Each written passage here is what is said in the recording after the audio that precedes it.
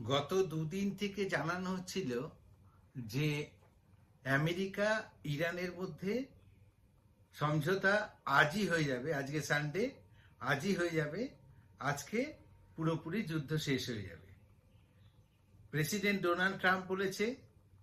আবার অন্যদিকে পাকিস্তানের প্রাইম মিনিস্টার শাহবাজ শরীফও এই কথা জানিয়েছে যে সানডেতে, আজকে সানডে অর্থাৎ আজকে দু দেশের মধ্যে ট্রিটি সাইন হবে এবং টোটালি যুদ্ধ বন্ধ হয়ে যাবে।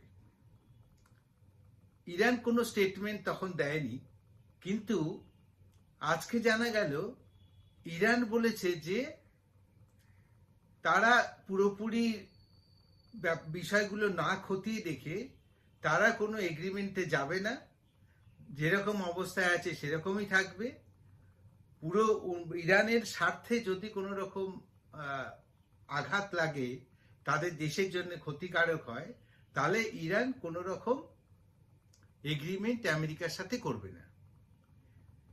এই এই ব্যাপারটা ডোনাল্ড ট্রাম্প বারবার বিফল হচ্ছে।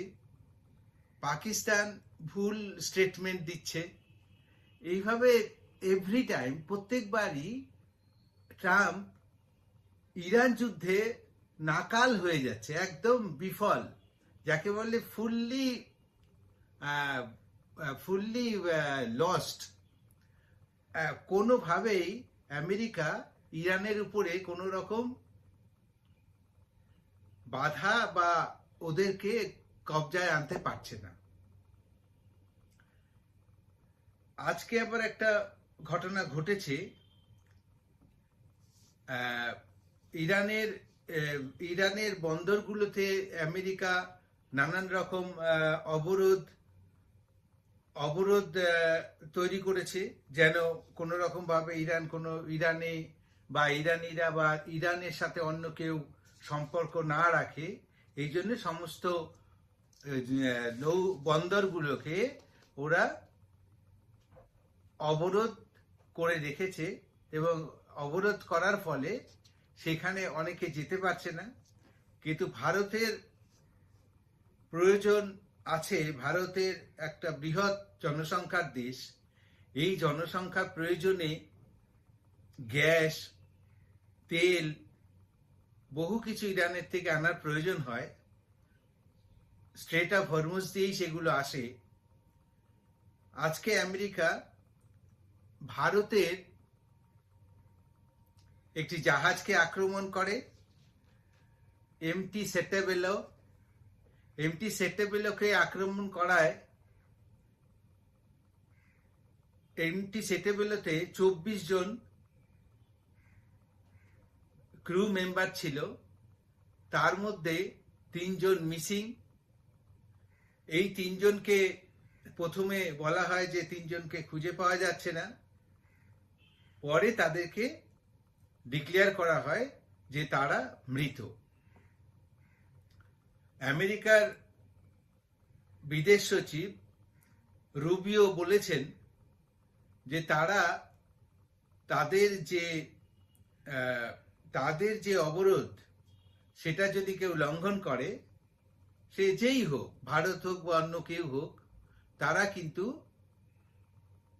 তাদের যে অ্যাকশন নেবার প্রয়োজন হয় তারা সেই অ্যাকশন নেবে, এবং সেই জন্যই তারা অ্যাকশন নিয়েছে।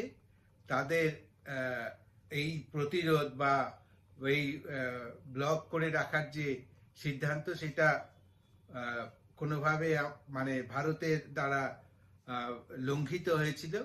এই জন্য সেই এমটি সেটেবলকে আক্রান্ত করে, এবং আমাদের ভারতের 3 জন ক্রিউ মেম্বার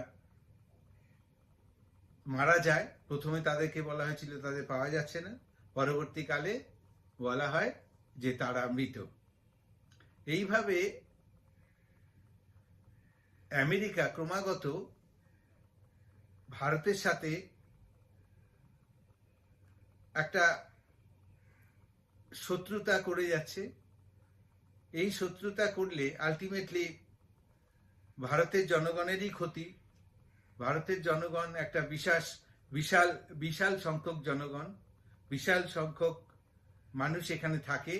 তাদের প্রয়োজন মেটাতে গেলে ওই সমস্ত দেশের মিডল ইস্টের থেকে আনা বিভিন্ন তেল বা এগুলো আমাদের আনতেই হয়। এই হচ্ছে বর্তমান পরিস্থিতি।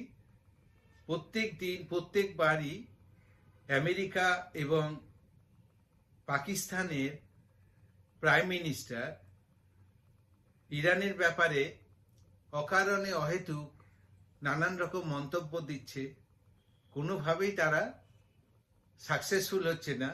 ইরান তাদের নিজের স্বার্থ না দেখে তারা কোনো রকম ট্রিটিতে সই করবে না।